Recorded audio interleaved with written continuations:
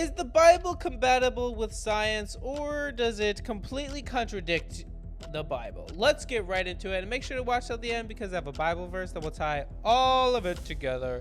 Let's go. Raised one issue that I know you'll have some interesting views on.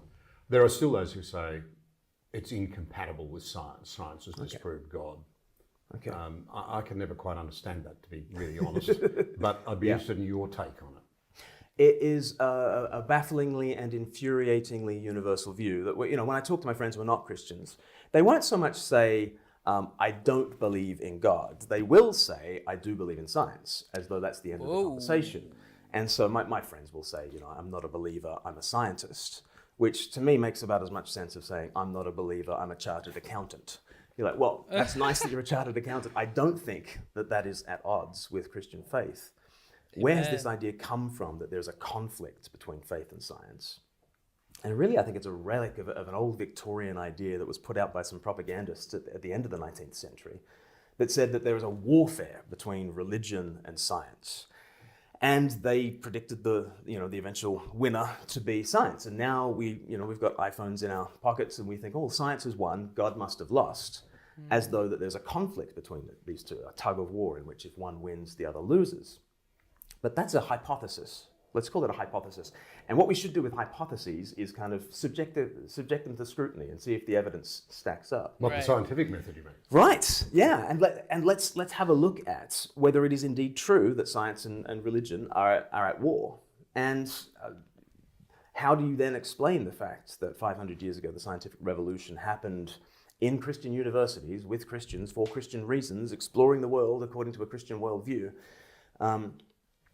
That has been the origins of this sort of scientific revolution in which we now sit. And I just don't think it stacks up to say that the two are in opposition to one another. Sometimes I tell the story of Betty the botanist, to earth it. Imagine Betty the botanist there in her laboratory. She's been there all night. She's been running these spectral analyses of this botanical specimen. She's mapped its genome. She's discovered pharmacological properties that will help us in the fight against Alzheimer's. And in the morning, Larry, the lab assistant, comes and says, Betty, what have you been doing? And she says, oh, thank you so much for the botanical specimen you gave me yesterday. It's going to help in the breakthrough in all these different ways. And Larry, the lab assistant, says, Betty, yesterday was February the 14th. It was Valentine's Day. I gave you a long stem rose. Do you understand what I gave to you? And my big question is, does Betty understand the rose? On the one hand, she understands it better than anyone ever has. On the other hand, Betty is a moron.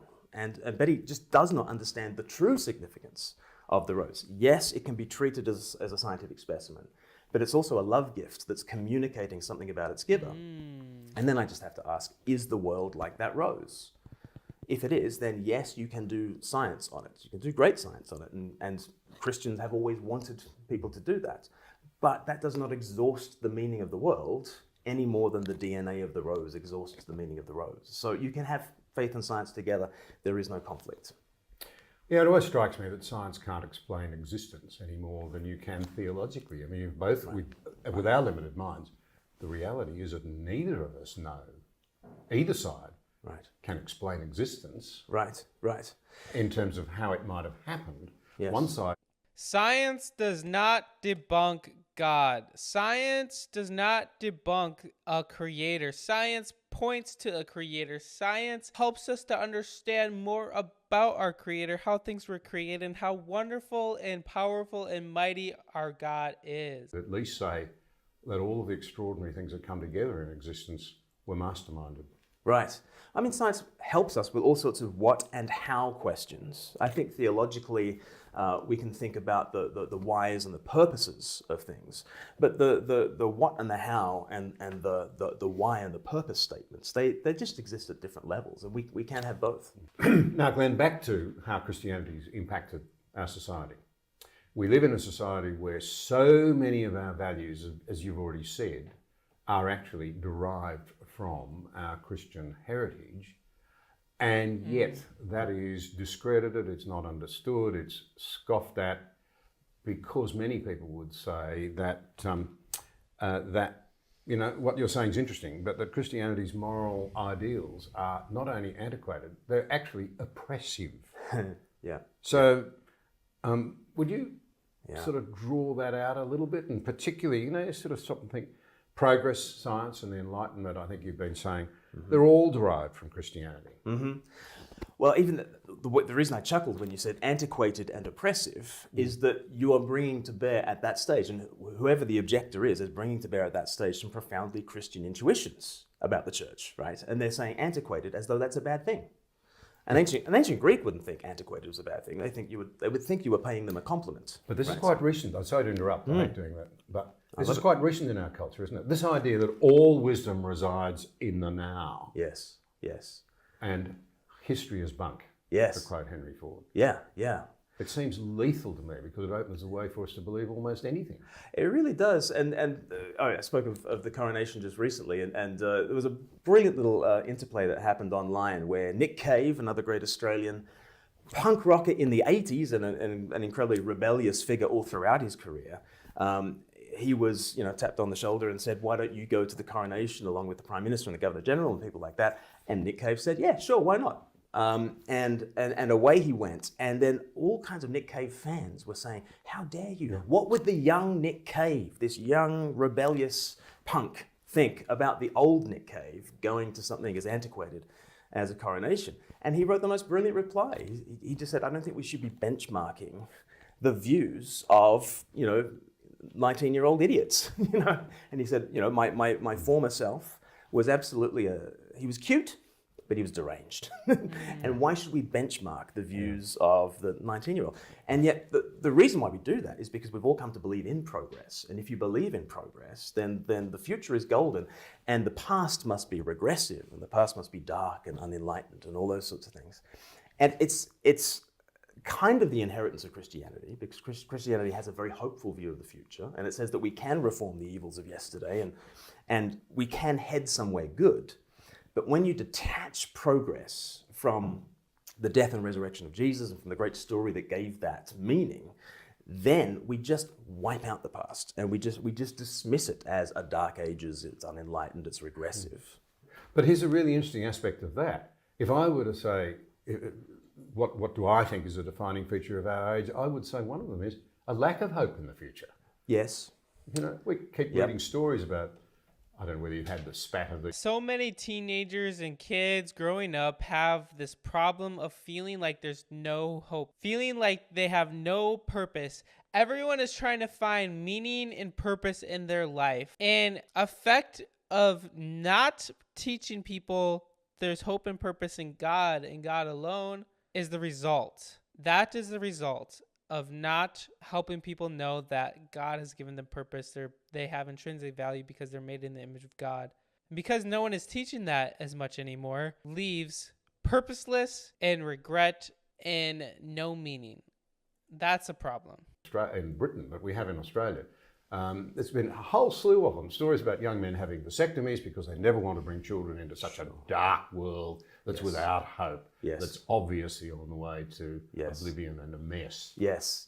So the modern version, so there's no hope to be found in the past. Yes. Seems to have left us in a position where we're saying there's no hope in the future. Yes, and at that stage, you've got these two competing views of progress, and I think Martin Luther King Jr.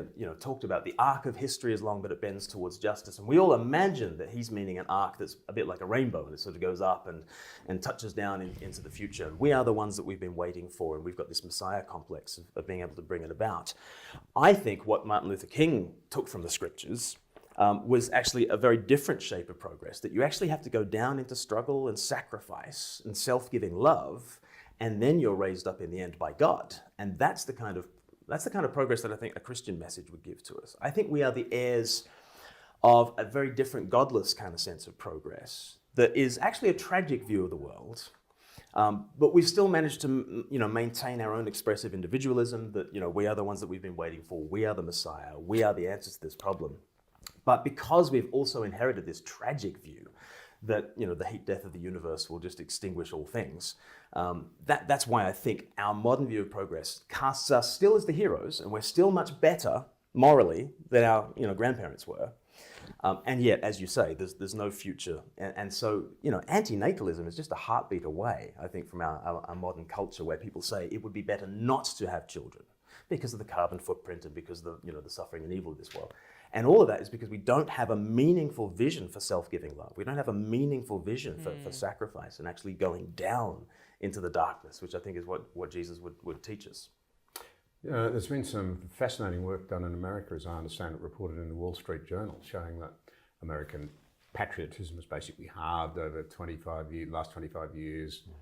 Belief in religion is important as basically halved. Yeah. But the really staggering one in that same survey, published in the Wall Street Journal, as I mentioned, was that Americans who think that children are important has gone from around 70% to 30%.